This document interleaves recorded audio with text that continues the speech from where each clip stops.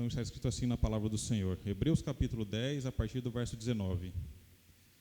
Tendo, pois, irmãos, ousadia para entrar no santuário, pelo sangue de Jesus, pelo novo e vivo caminho que ele nos consagrou, pelo véu, isto é, pela sua carne, e tendo um grande sacerdote sobre a casa de Deus, cheguemo-nos com verdadeiro coração, em inteira certeza de fé, tendo o coração purificado da má consciência e o corpo lavado com água limpa.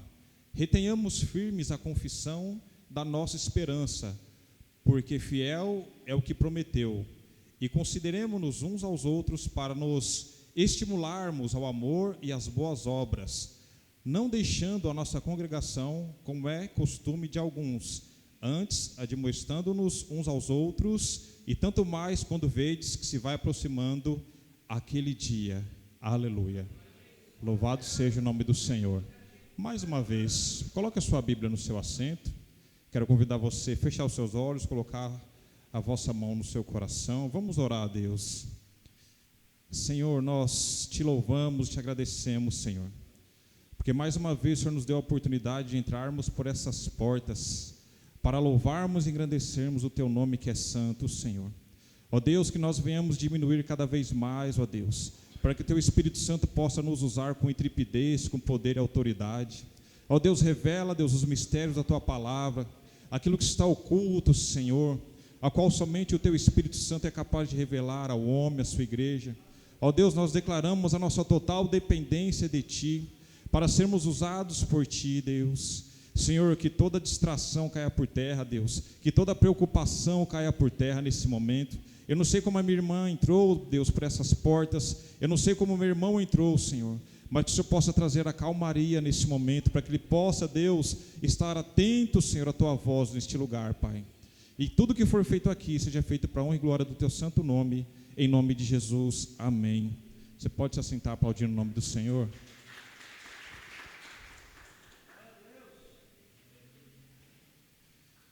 Aleluia, Jesus.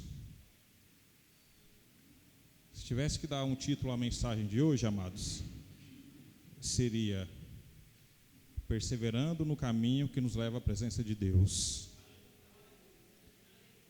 Quando nós lemos o livro de Hebreus, nós vemos o autor nos mostrando a superioridade do Messias, do sacerdócio messiânico, em relação ao sacerdócio do Antigo Testamento. E não tem como falar do sacerdócio de Cristo, do ato de Cristo na cruz e o que ocorreu após o seu sacrifício, sem falarmos do tabernáculo lá no Antigo Testamento. O tabernáculo, amados, foi uma ordem que o Senhor ordenou a Moisés, dizendo que era necessário ele construir um tabernáculo para que o Senhor pudesse ter um contato com o seu povo, para que Deus conseguisse estar entre o seu povo. Então o Senhor dá a ordem a Moisés para que Moisés construísse o tabernáculo. E Moisés obedece ao Senhor, ele vai e constrói o tabernáculo. O tabernáculo, nós podemos dizer que era uma unidade portátil, uma unidade móvel, a qual era incumbência dos levitas montar, desmontar e transportar esse tabernáculo. O povo hebreu ainda não tinha conquistado Canaã, e eles levavam o tabernáculo aonde quer que eles fossem. Mesmo após a conquista de Canaã, eles continuavam utilizando o tabernáculo, até que Salomão constrói o templo e não era mais necessário que eles utilizassem o tabernáculo. E algo que nos chama a atenção é que quando eles montavam o tabernáculo, quando eles levantavam o acampamento, o tabernáculo ele era montado de dentro para fora, da parte mais interna para a área mais externa. Isso já nos mostra a forma a qual Deus trabalha na vida do homem. Deus sempre transforma o homem de dentro para fora. Nada contra, amados, todos os tipos de ajuda que nós conhecemos dentro da área da psicologia, dentro da área da terapêutica, nada contra isso. Mas eu, como cristão, tenho que entender e crer que maior do que a psicologia, maior do que todos os tipos de terapia que existe, a palavra de Deus, ela detém todo o poder. E só através da palavra e por meio da ação do Espírito Santo que um homem pode ser transformado, amados. O verdadeiro resultado de transformação na vida de alguém ocorre quando ela tem o contato com o Senhor Jesus, ela reconhece o Senhor Jesus como seu único Senhor e suficiente Salvador, ela entende a mensagem da cruz, ela se entrega ao Senhor Jesus, e aí ela permite que a palavra de Deus faça toda a transformação que é necessária na vida dela. E eu e você, um dia entendemos essa mensagem, nos entregamos ao Senhor Jesus, e dia após dia nós temos a nossa vida transformada pela ação da palavra de Deus em nossas vidas. E assim está sendo comigo hoje e vai continuar sendo, porque a palavra de Deus é poderosa para transformar as nossas vidas. Louvado seja o nome do Senhor. Então eles levavam esse pavilhão móvel aonde quer que eles fossem, meus amados. E o que me chama a atenção é que, eu sei que você já estudou, eu só quero refrescar a sua memória, que o tabernáculo ele era composto por 3 pavilhões, que eram o átrio ou pátio, o lugar santo e o santo dos santos. 3 áreas compunham esse tabernáculo. Quando o sacerdote ele entrava pela primeira porta, ele acessava o átrio, ele encontrava lá o altar do sacrifício e a pia de bronze, conhecida também como lavatório. O segundo pavimento era o lugar santo, e lá tinha a mesa dos pães da proposição, o candelabro de ouro e o altar de incenso. Quando o sumo sacerdote adentrava no santo dos santos, ou lugar santíssimo, lá estava a arca da aliança. E o tabernáculo, amados, era necessário porque, da mesma forma que Deus ordenou que Moisés construísse o tabernáculo, para que Deus tivesse contato com o seu povo, o tabernáculo também era o limite, para que nenhum tipo de pecado adentrasse no santo dos santos. Olha só o cuidado de Deus para com o seu povo. E hoje o que me entristece é que muitas pessoas não têm esse entendimento, amados, de que para nós entrarmos na presença de Deus, nós temos que estar com as nossas vidas santificadas. Quando nós conhecemos a Deus, conhecemos a sua palavra, quando nós já fomos transformados, nós temos que tomar cuidado para não entrarmos na presença de Deus de qualquer maneira. É diferente do ímpio. O Senhor não imputa nenhum tipo de julgamento na vida daquela pessoa que não conhece a palavra, não conhece os mandamentos do Senhor. Mas eu e você que conhecemos, temos que nos preocupar como nós estamos entrando na presença de Deus, querido. As nossas vestes, que simboliza a nossa vida, elas têm que estar brancas, alvas como a neve. Ela não pode estar manchada, amados, de sangue. E sangue na palavra de Deus é presença de pecado. Por isso que quando o Senhor chama uma pessoa, e essa pessoa reconhece a sua miséria, ela entrega a sua vida ao Senhor Jesus, ela vem com toda a imundícia do mundo, ela vem suja, e a palavra de Deus ela transforma, e o Espírito Santo entra, ele começa a habitar nessa pessoa, e o Senhor faz toda a limpeza necessária. E existem muitas vidas que o Senhor vai enviar até você, para que você venha pregar o Evangelho, para que essa vida venha a ser transformada, para que ela venha a ser lavada, assim como um dia você foi lavado dos seus pecados. A palavra diz, amados, que grande é a seara, mas são poucos os ceifeiros. E hoje eu creio que em nome de Jesus, o Senhor vai acender a chamada no seu coração, porque Ele quer levantar ceifeiros na obra dEle em nome de Jesus. Porque existe um tempo, meus queridos, que nós entramos por essas portas, nos conhecemos o Senhor Jesus, e nós estamos carentes da presença de Deus, carentes de um direcionamento, e nós estamos numa condição de receber, mas chega um momento que nós somos amadurecidos, nós somos experimentados, E aí o jogo muda. Ao invés de nós ficarmos na posição de receber, nós somos aqueles que estamos na condição de ir, de sermos enviados, de sermos canais, de sermos o alimento como Jesus e os apóstolos foram.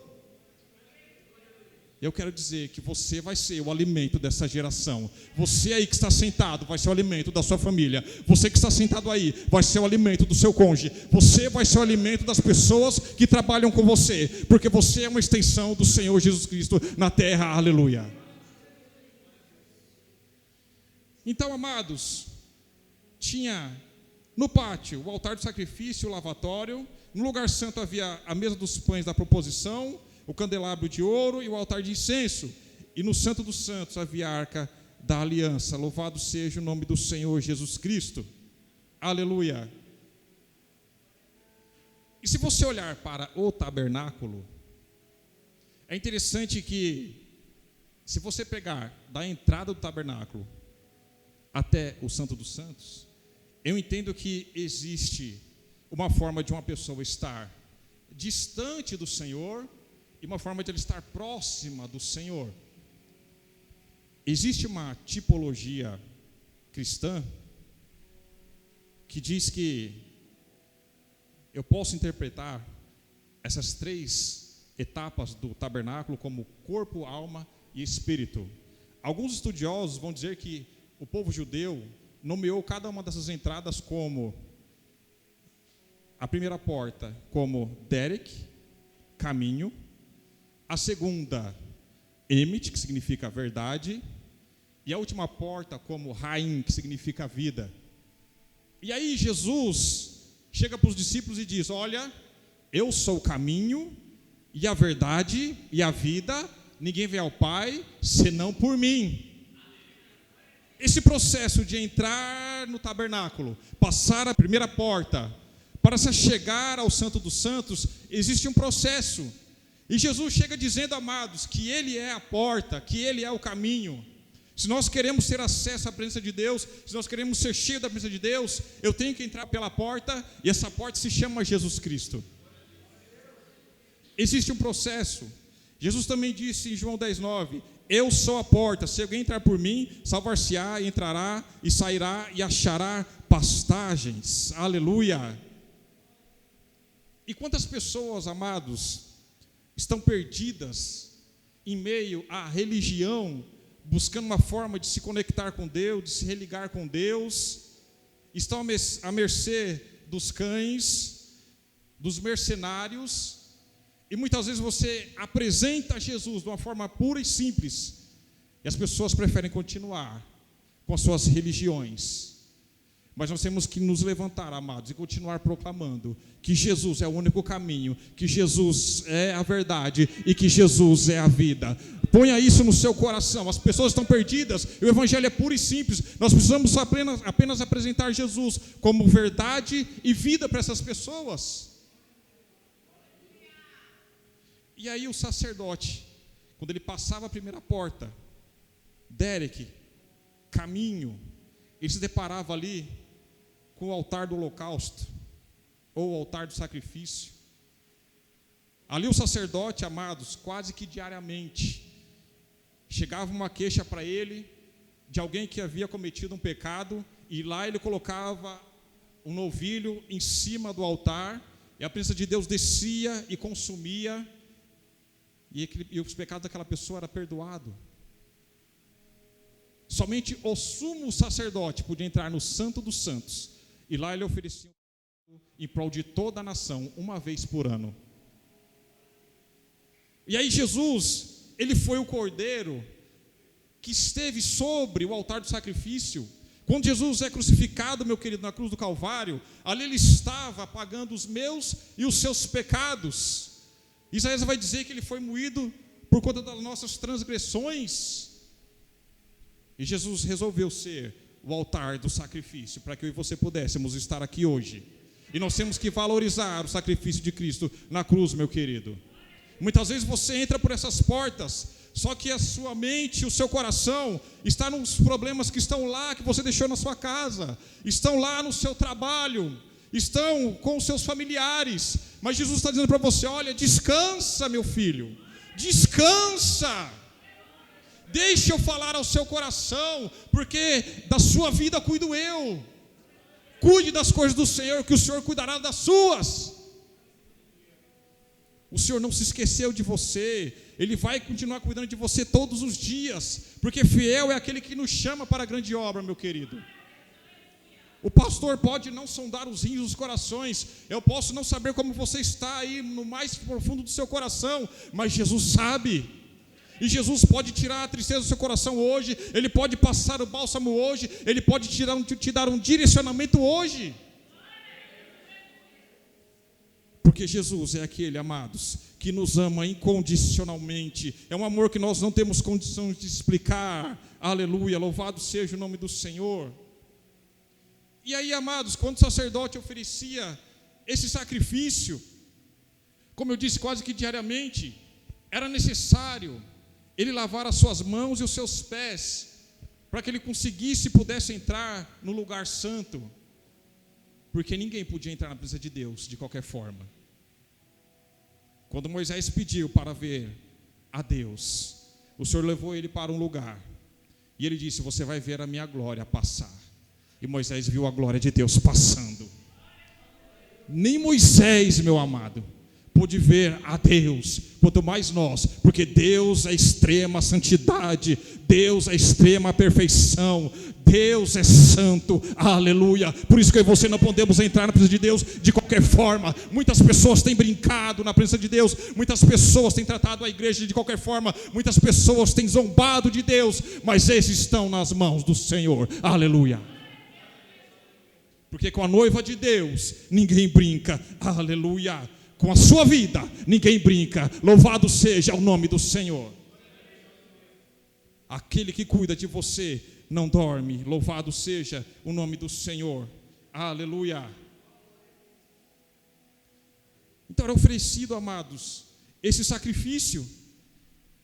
E aí hoje, de uma forma simbólica, quando eu e você encontramos essa porta que se chama Jesus Cristo, nós teremos ou temos que passar pelo altar do sacrifício. E o altar do sacrifício, ele simboliza muitas vezes renúncia, morte. Porque eu e você temos uma herança adâmica, que nós muitas vezes até queremos fazer o bem, mas esse corpo, ele se inclina, amados, para realizar as vontades da carne. E a vontade da carne muitas vezes é mentir, é se prostituir, é muitas vezes não congregar, muitas vezes é sentir inveja, muitas vezes é não se alegrar com a conquista dos nossos irmãos. Isso é a carne. Esse altar muitas vezes, amados, é necessário nós enfrentarmos, para que nós deixemos no altar do sacrifício todas as nossas impurezas. E aí o Senhor tem chamado alguns para deixar as suas vontades, o velho homem no altar, para ser queimado, para que ele possa dar o passo seguinte, que é se lavar na pia de bronze. Mas a vontade está tão impregnada na carne e no coração, que as pessoas estão paralisadas e não querem dar esse passo.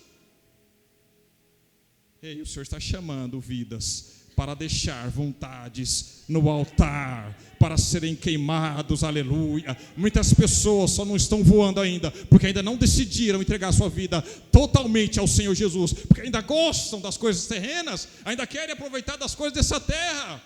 Querido, essa terra não tem mais nada para nos oferecer. O que essa terra oferece é só caos, é só incerteza. Mas quando você tem Cristo na sua vida, aleluia, o que mais predomina na sua vida, o que está latente no seu coração é a esperança de viver uma eternidade ao lado do Cordeiro de Deus. Porque você está cansado de ouvir que lá não haverá mais choro, não haverá dor, amados. O Senhor está falando conosco essa noite. O que existe ainda em nossas vidas que nós ainda não temos força para deixar no altar, para ser queimado, meu querido? Porque uma coisa é nós passarmos pela porta, encontrarmos a porta, que é o Senhor Jesus Cristo. Ele é o Derek, Ele é o caminho. E outra coisa é nós entendermos e reconhecermos que é necessário nós renunciarmos Porque aqui na igreja o pastor não vê, os líderes não veem, mas nada está oculto aos olhos do nosso Deus. E aí eu quero perguntar para você: o que você precisa deixar no altar essa noite, para que você venha viver uma vida plena na presença de Deus? Aleluia. Eu queria que você entregasse aí ao Senhor Jesus e diga: Senhor Jesus, o Senhor conhece a minha vida, o Senhor conhece o meu particular, ó Deus, quando eu estou sozinho, quando ninguém me vê, ó Deus, e o Senhor sabe que eu não tenho força para abrir mão, ó Deus, desse prazer, mas hoje eu quero te pedir, ó Deus, ajuda-me a deixar no altar, ajuda eu queimar, ó Pai, como forma, ó Deus, substitutiva, ó Deus, em nome de Jesus. Me ajuda, Senhor. Aleluia. E aí, meus amados, depois que o sacerdote colocava o sacrifício ou novilho, e ali era consumido pela presença de Deus, ele ia até a pia de bronze para lavar as suas mãos e os seus pés. Como eu disse, ele não poderia entrar de qualquer forma na presença de Deus. Da mesma forma, eu e você não podemos entrar na presença de Deus de qualquer forma. E aí, ali ele encontrava água. A água na palavra de Deus tem vários significados. E um dos significados é a palavra de Deus. A água na Bíblia, meus amados, simboliza a palavra de Deus. Louvado seja o nome do Senhor. Jesus disse em João capítulo 15, verso 3: vós já estáis limpos pela palavra que vos tenho falado. Quando Paulo escreve à igreja de Efésios, ele diz: vós, maridos, amai vossa mulher, como também Cristo amou a igreja, e assim mesmo se entregou por ela, para santificar, purificando-a com a lavagem da água pela palavra. Se você se encontra sujo, não consegue sentir a presença de Deus, é só você não deixar de vir aos cultos, é só você não deixar de orar, é só você não deixar de se encher. Porque a palavra, quanto mais ela vai penetrando, mais ela vai limpando, mais ela vai abrindo a sua mente, mais ela vai tirando as escamas, mais ela vai purificando, mais ela vai te colocando de pé, até você estar pronto para ser usado por Deus. É a água que limpa, meus queridos. Hoje nós vemos, amados, muitas pessoas que dizem ter uma religião, e algumas pessoas dizem assim: eu sou evangélico. E aí você conversa com a pessoa e você vê que a pessoa ainda está na superfície da palavra, não conhece nem o plano de salvação, não entende nem exatamente por que Cristo morreu na cruz do Calvário, não entende nem o porquê do significado do batismo. Mas o que importa é ter uma religião, o que importa é ir à igreja às quartas-feiras, aos domingos, o que importa é ter uma religião, porque quando eu tenho uma religião, a macumba não pega em mim. Quando eu tenho uma religião, a inveja não chega na minha tenda. Quando eu tenho uma religião, podem colocar o meu nome na boca do sapo, eu estou protegido. E as pessoas, amados, ficam dentro de uma bolha, achando que é a religião que vai protegê-las. Quando que, na verdade, o que nos blinda, amados, é uma vida de obediência a Deus. Mesmo você sendo cristão, o que te blinda é quando você é obediente a Deus, não obediente ao pastor, não obediente aos seus líderes, mas quando você é obediente à palavra de Deus, você é blindado por Deus, aleluia.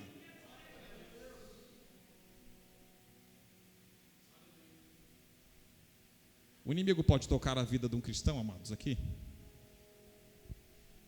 Sim ou não? Vou perguntar de novo. O inimigo pode tocar a vida de um cristão? Sim. Sim. A palavra de Deus nos ensina que aquele que é nascido de Deus não peca, mas o que de Deus é gerado conserva-se a si mesmo, e o maligno não lhe toca. Eu entendo que nascido de Deus foi o próprio Messias. E os que de Deus foram gerados foram eu e você, através da palavra, através da água. Nós somos gerados pela pregação do Evangelho. E aí quando eu me conservo a mim mesmo, o maligno não me toca, porque eu estou em obediência. Não quer que o inimigo toque a sua vida? Simplesmente obedeça a Deus, meu querido. não quer passar por tribulação, simplesmente obedeça a Deus. Ah, pastor, mas lá no livro de Jó, Satanás pediu permissão a Deus para tocar em Jó. Se você ler o começo de Jó, talvez em forma profética, nem tinha ainda o Novo Testamento, está escrito que Jó era um homem temente a Deus, ele se desviava do mal, ele cumpria o que nós temos hoje no Novo Testamento, ele se conservava a si mesmo, querido. Por que eu estou dizendo isso? Porque tem muito cristão passando por prova, passando por luta, passando por dificuldade, e tem atribuído essa responsabilidade somente a Deus, querido, quando a responsabilidade é nossa. Nós estamos dando brecha, não estamos percebendo, e o inimigo está entrando cada vez mais. E hoje o Senhor traz essa palavra, porque o Senhor não quer que você sofra, Ele quer que você tape todas as brechas, porque a promessa de Deus para mim e para você é uma vida plena, cheia de bênçãos. Vai ter dificuldade? Vai sim, mas a promessa de Deus é que nós temos vida e vida com abundância.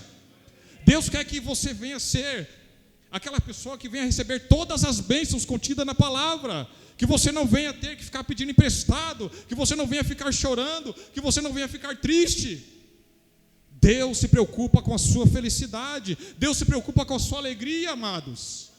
E Deus não quer ver você chorando todos os dias, quando você não está na frente da sua esposa, quando você não está na frente do seu esposo, quando você não está na igreja. Deus não quer os seus filhos chorando apenas, porque o Senhor, quando Ele toma conta da vida de alguém, amados, Ele traz alegria, porque o fruto do Espírito é paz, longanimidade, bondade, paz, amor, temperança, e é o fruto do Espírito Santo que eu quero, em nome de Jesus, pedir para que o Senhor derrame sobre a sua vida.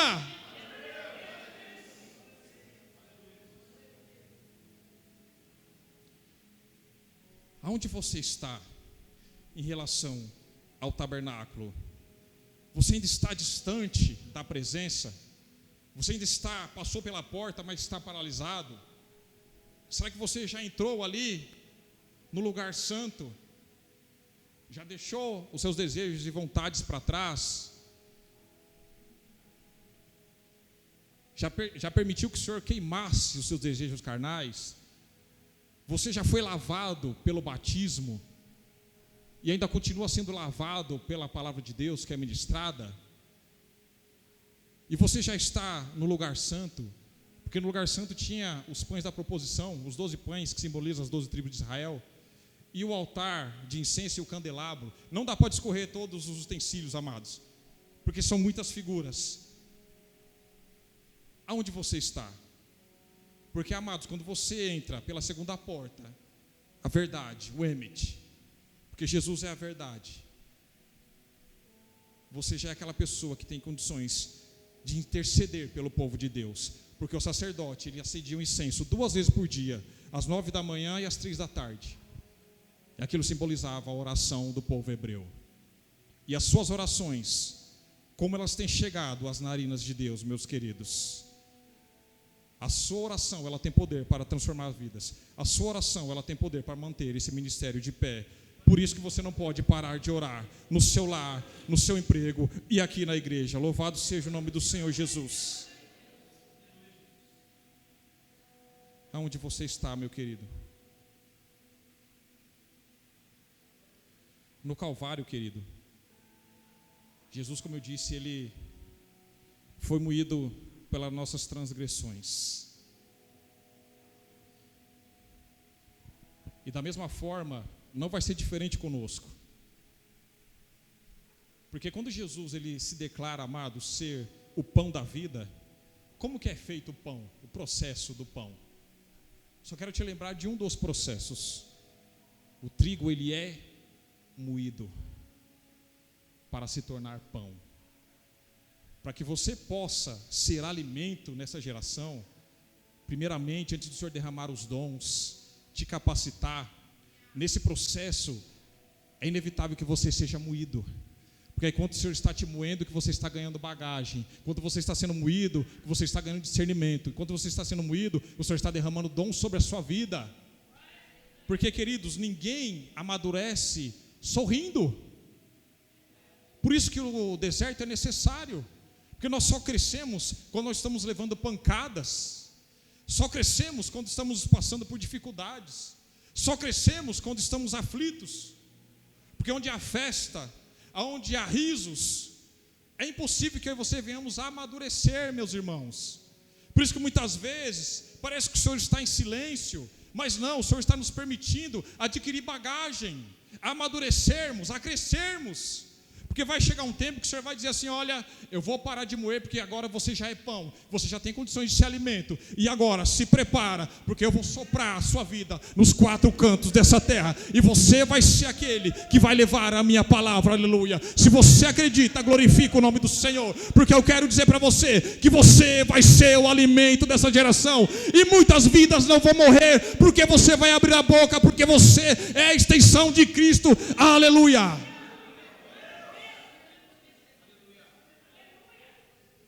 Você é a extensão de Cristo, aleluia.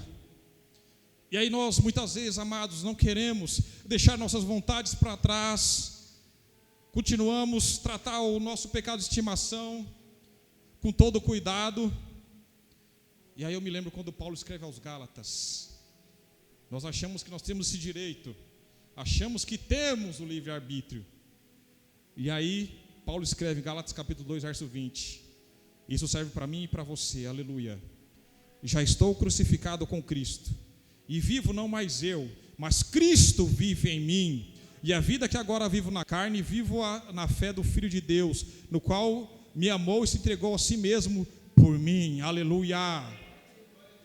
Quando Paulo escreve aos Coríntios, 1 Coríntios capítulo 15, verso 36, ele diz: insensato, o que tu semeias não é vivificado, se primeiro não morrer. Lembra da parábola do semeador, igreja? Se nós não morrermos, será impossível nós gerarmos frutos para Deus. O que quer dizer isso?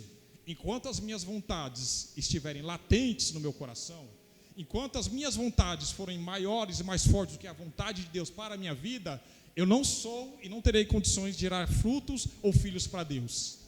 Mas se eu deixar as minhas vontades no altar, se eu abdicar das minhas vontades, dos meus prazeres, se eu abrir mão dos meus pecados de estimação, aí eu serei o potencial na mão de Deus, porque não vai prevalecer as minhas vontades, mas as vontades do Senhor sobre a minha vida. Já estou crucificado com Cristo, e vivo não mais eu, mas Cristo vive em mim. E a vida que agora vivo na carne, vivo na fé do Filho de Deus, o qual me amou e se entregou a si mesmo por mim, aleluia.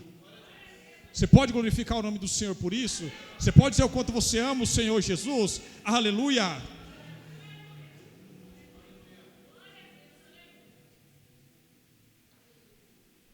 Amados, eu e você somos o alimento dessa geração.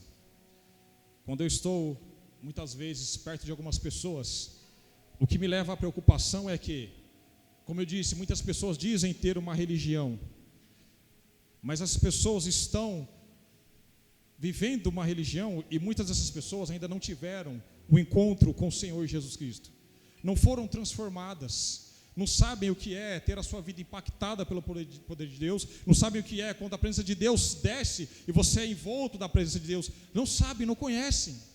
Você que já orou em línguas, essas pessoas não sabem qual é a sensação de ser batizado com o Espírito Santo e com fogo, meus irmãos. Quero repetir, não conhece o plano de redenção na cruz do Calvário, aleluia. Quero perguntar para você, o que você precisa deixar no altar hoje, para viver os sonhos de Deus sobre a sua vida? O que o Senhor tem pedido para você deixar no altar? Aleluias, louvado seja o nome do Senhor. Não pense que a nossa vida com Deus, meus irmãos, é uma vida de facilidades, não é. Todos os dias quando nós acordamos e levantamos, como diz o ditado aí fora, temos que matar um leão por dia.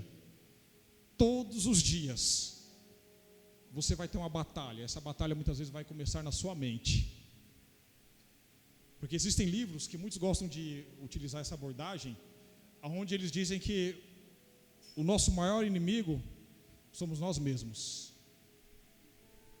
Porque nós criamos uma fantasia na nossa cabeça, nós muitas vezes nos colocamos em complexo de inferioridade, achamos que nós não somos capazes.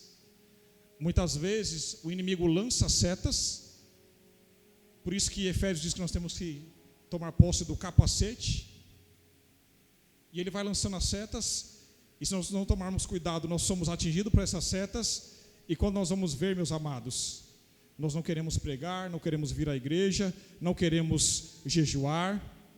Olha só o que Paulo escreve aos Gálatas no capítulo 5, versos 16 ao 22. Digo, porém, andai em espírito, e não cumprireis as concupiscências da carne, porque a carne cobiça contra o espírito contra a carne, e estes opõem-se um ao outro, para que não façais o que quereis. Mas se sois guiados pelo espírito, não estáis debaixo da lei, porque as obras da carne são manifestas, as quais são prostituição, impureza, lascívia, idolatria, feitiçarias, inimizades, porfias, emulações, iras, pelejas, dissensões, heresias, invejas, homicídios, bebedices, glutonarias e coisas semelhantes a estas, acerca das quais vos declaro, como já antes vos disse, que os que cometem tais coisas não herdarão o reino de Deus, mas o fruto do Espírito é amor, gozo, paz, longanimidade, benignidade, bondade, fé, mansidão, temperança. Aleluia.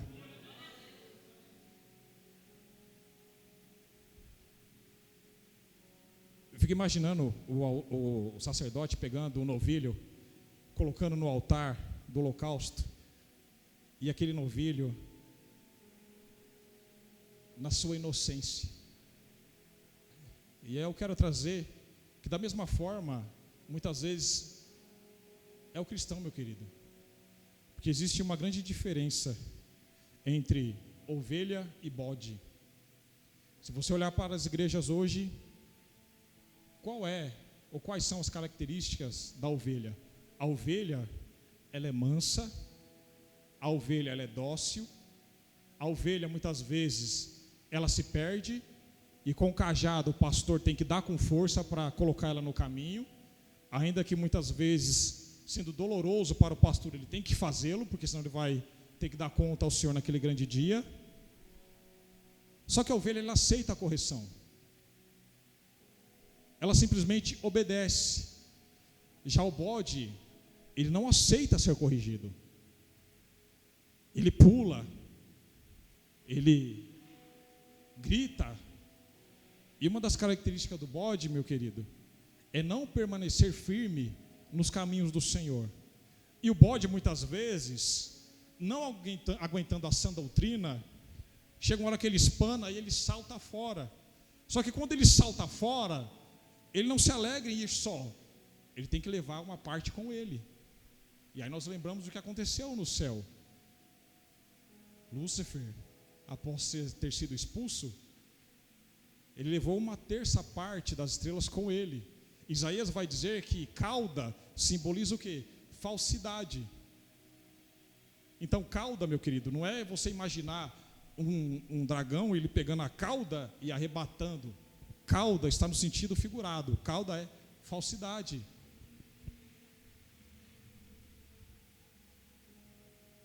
Por que vocês estão me olhando com essa carinha aí?